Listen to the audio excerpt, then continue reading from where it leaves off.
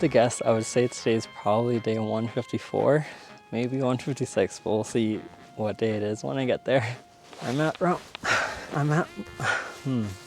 Mount Rushmore, guys.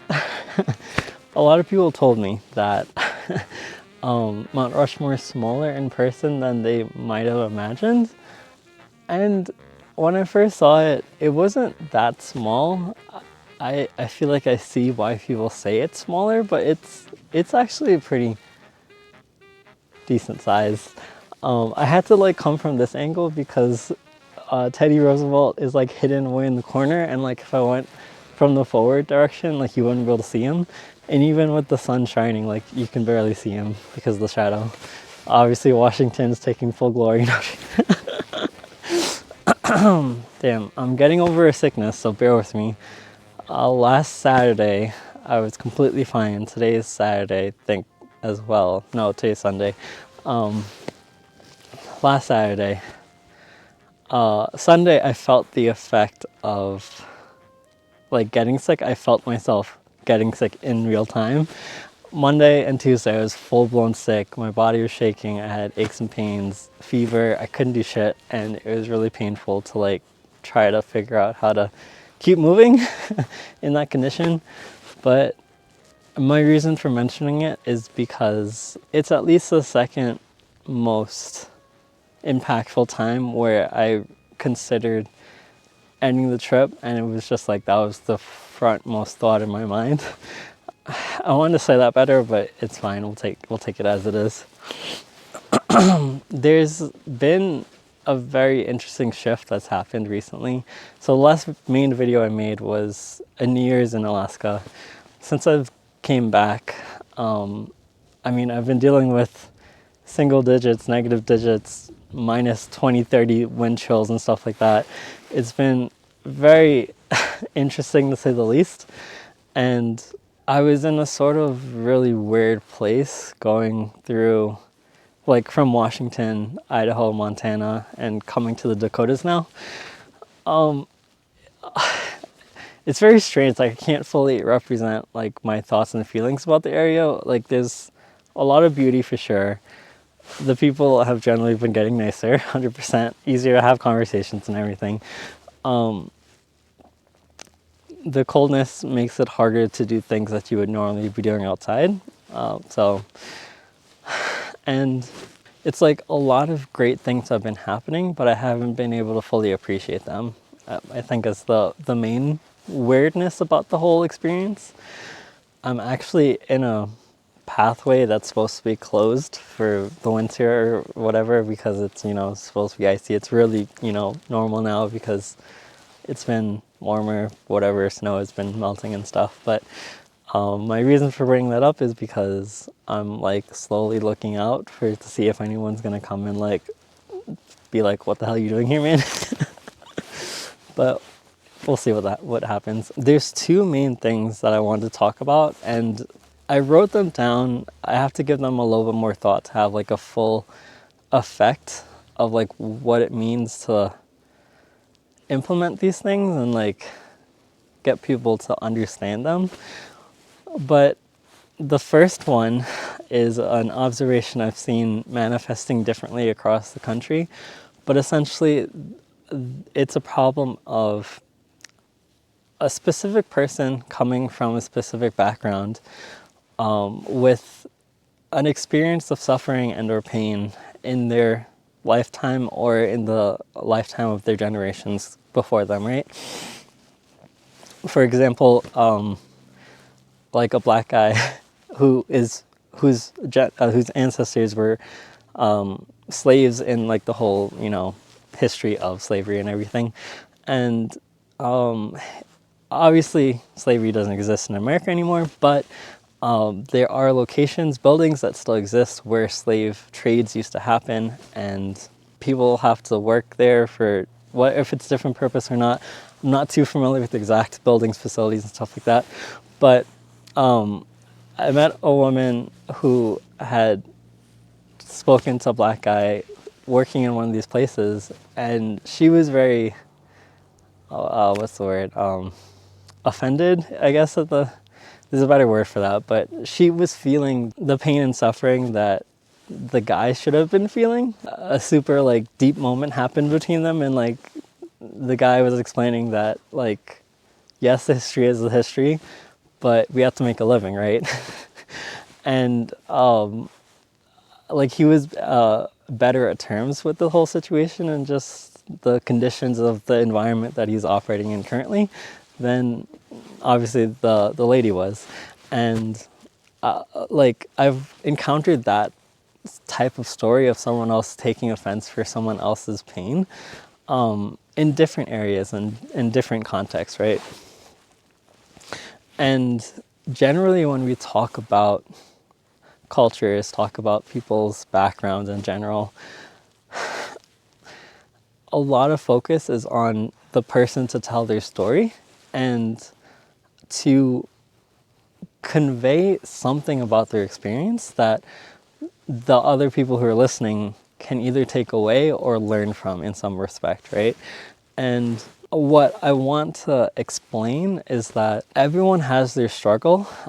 Some cultures have a specific struggle, and every community has a shared value system that when one person is threatened, the whole community gets threatened, obviously. And there's a very intricate relationship in how we deal with that as an international community of people, right? And when people say they're world citizens or they're well, global citizen, and there's like other terms that fall into that category, but I don't think those terms are given as much weight as they should be. And my point for bringing all this up is that as we continue to share our experiences, we need to understand what we're taking away from this shared experience in general. And it's not like it's just like defining this is what you have to learn and like look for that when you're like hearing people's stories. But I think when two people are sharing, the main important part is to share first and then try to figure out where each other's at and then understand what's relevant about what's shared in order to form a relationship of working together into the future, right? So this brings me to the second point, which is very related in the sense of when you're connecting with someone, right? I heard two terms recently, and I've heard them over the years as well, but they hit harder now because of all the experience that I've been exposed to. The two words are bonding and bridging. Sorry, I'm trying my best here, guys. So bonding is about finding a shared value and using that shared value to connect with people. So I like ice cream, you like ice cream, we like ice cream. We can like share the experience of like talking about ice cream, eating ice cream, you know, sharing ice cream with others and like use that as a medium to connect further, right? And the other term is bridging, which is someone has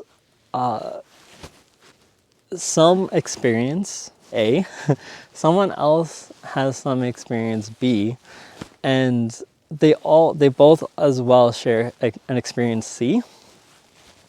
So what happens is person A uses experience C, the shared experience, to convey experience A to person 2 or B, who also has C, the medium, and is relating it to their experience B. So A and B are not connected, they're completely different, and you're using a different shared experience to connect a different experience, right? And an example of this would be, it's going to be really stupid, I feel like, but it's like someone in the north now explaining how cold it gets and the snow conditions and everything. I don't have lived experience to say that I know what it looks like 20, 30 years of like living in that condition. but I have some experience now, like driving through and experiencing that.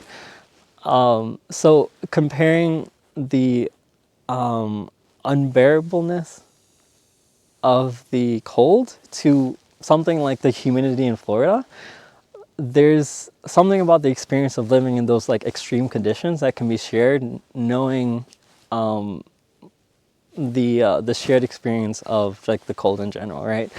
I don't know if that really made too much sense, but we'll stick with it for now.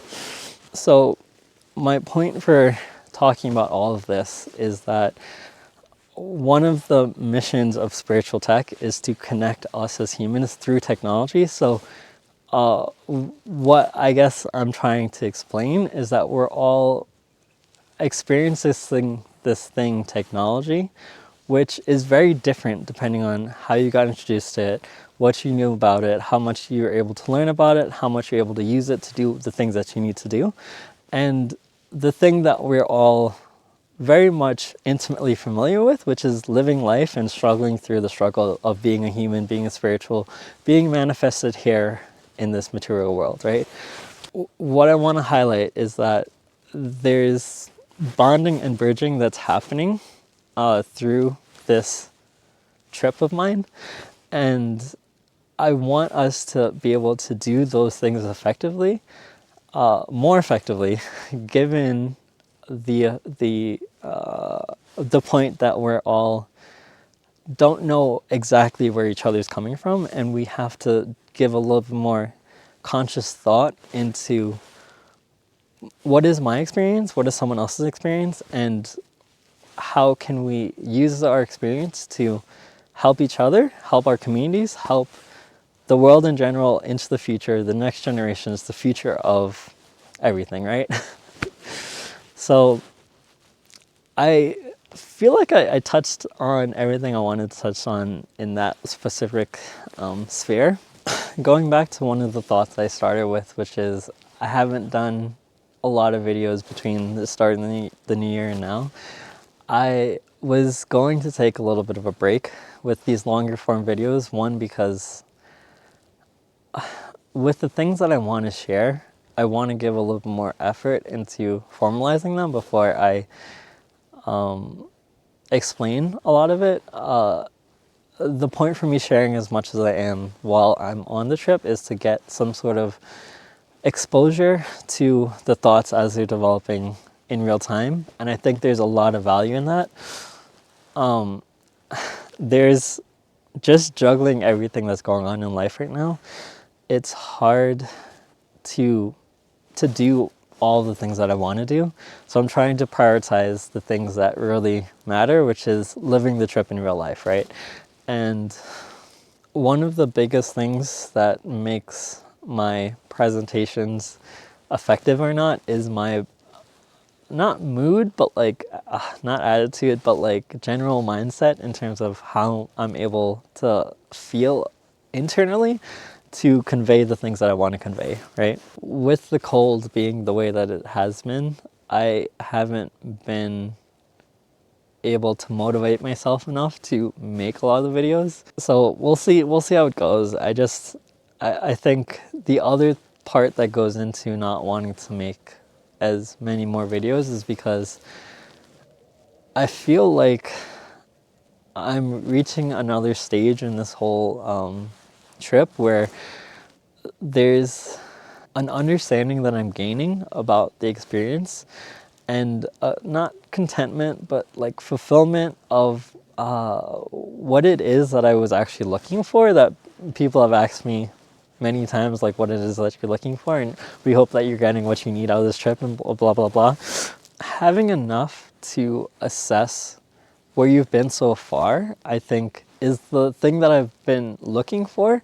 Like, not validating, but verifying some of the assumptions, conditions that I've like been operating with in life. It's like it's giving some background into all of that, and it's giving context to fully like support my belief system, if you will, and the way I'm operating in the world.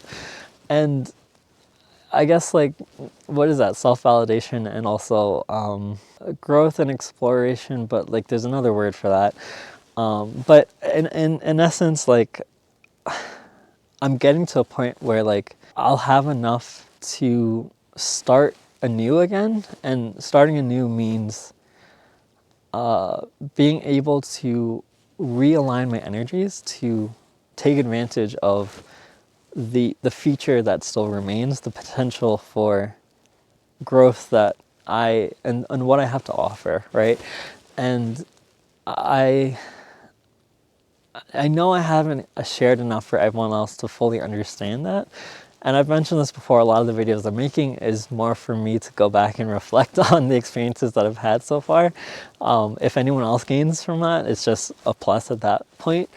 And to really take full effect of your life, essentially, what this is going to look like for everyone is different, right? And I made this work for me. It's not like I knew I had to take a road trip across America and like meet all these people, get this experience, and like it would make a lot of sense to me. It's like wherever your life is going, you're on a trajectory where you're fulfilling your future in real time, and you have to assess what risks you have to take in order to get to the places you need to get to, right? And all I'm really hoping to do is inspire other people to take action in their life, to make their life what they want to make it, and, you know, help each other out, because at the end of the day, we're all going to leave and the next generation's going to take over at some point, right? And I think it's just our duty as a society, and this is not being human, not being anything more than just a group of something, is like going back to like the most primal version of this is just like survival. In order to guarantee a future, right? There's some continuity of ideas, beliefs, and values that transition our current state to our future state. And it's really just about letting that flow and doing what we can to let it flow in whatever way it needs to flow, right? So it's not about convincing the young generation that this is what they need to do, but it's about building an understanding between each generation, because it's like every generation's shift is going to be different to it, right? But building the understanding between two specific generations, or like a few specific generations, to know how you can meet the needs of everyone, right? And with the focus on, obviously, the future generation is going to need to survive in order for future generations to exist.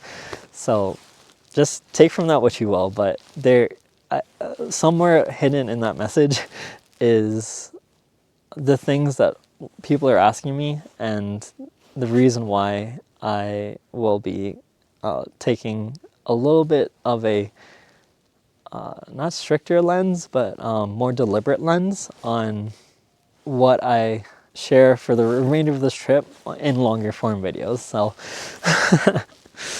I'm gonna just relax here for a bit, take in the sun warmth as much as I can,